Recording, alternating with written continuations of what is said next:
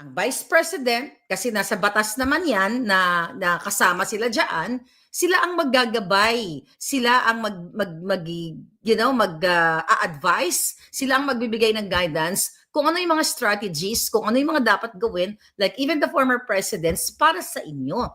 Okay? Pero bakit tinanggal si Inday Sara Duterte?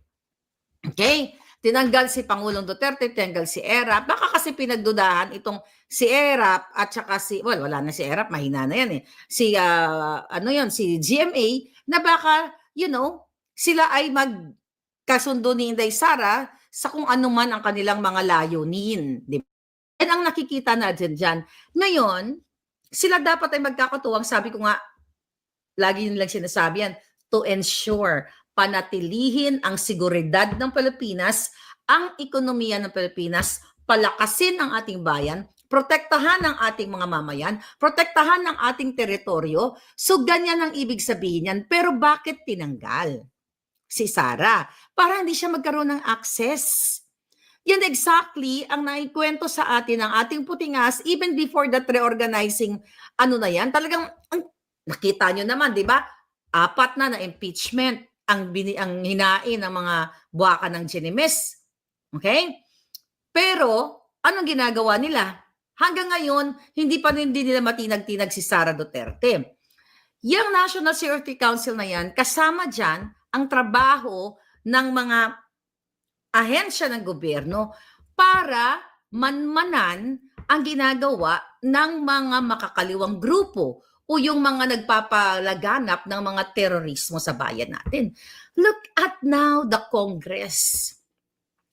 Ang mga makakaliwang grupo katulad nila Manuel, nila yung convicted na si Castro, si Brosas at iba pa, kasabwat na ng gobyernong ito. Kaya there's no point, actually wala nang kwenta itong Security Council na ito. Kasi ang namumuno ay mga talipandas. Ang namumuno ay mga taksil. Kaya tayo may ahensya ng gobyerno para lahat yan ng ahensya ng gobyerno ay protektahan kayo. So ngayon, tinanggal nila yan si Sara para hindi malaman ni Sara yung mga plano nila. Diba?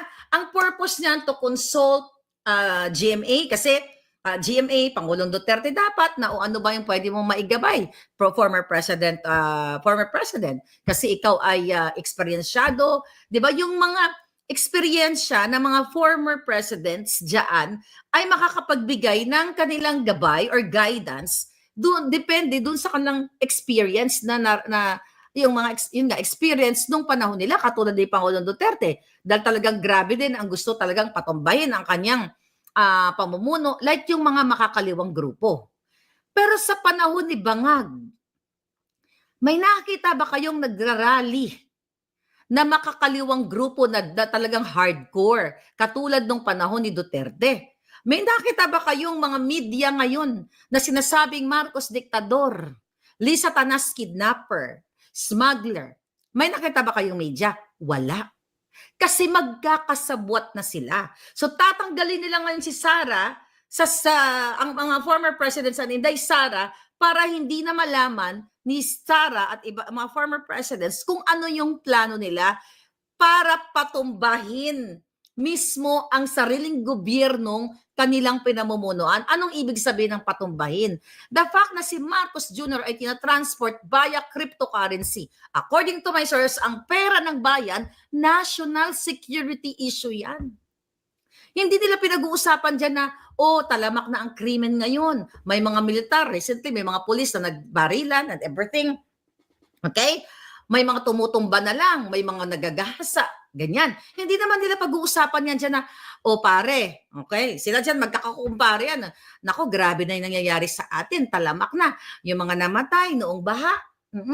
At ito ay yung 5,500 control, dapat panagutin natin yung mga taong, yung DPWH, panagutin natin ang may hawak ng budget. Hindi sila nag-uusap na ganun. Supposedly, yan ang pinag-uusapan dyan sa National Security Council na yan, kung paano protektahan ang soberenya, ang ekonomiya. Araw-araw nyo yan naririnig, gas-gas na yan. Even you go somewhere in the world, the part of the world, lagi yan ganyan, to protect the sovereignty, to protect the economy, the people, what else? Yung pangkabuhayan and everything. Hindi ang pag-uusapan ni Marcos Jr. at ng National Security Council to ensure yung inyong kabuhayan, ang inyong seguridad, kasi nga mga kababayan, ayaw nila makipag-coordinate kay Sara sa former presidents, mga kababayan, kasi ang intensyon nila kung paano sila magnakaw ng pera ng bayan. O, pasok tayo. Teka, balikan natin to.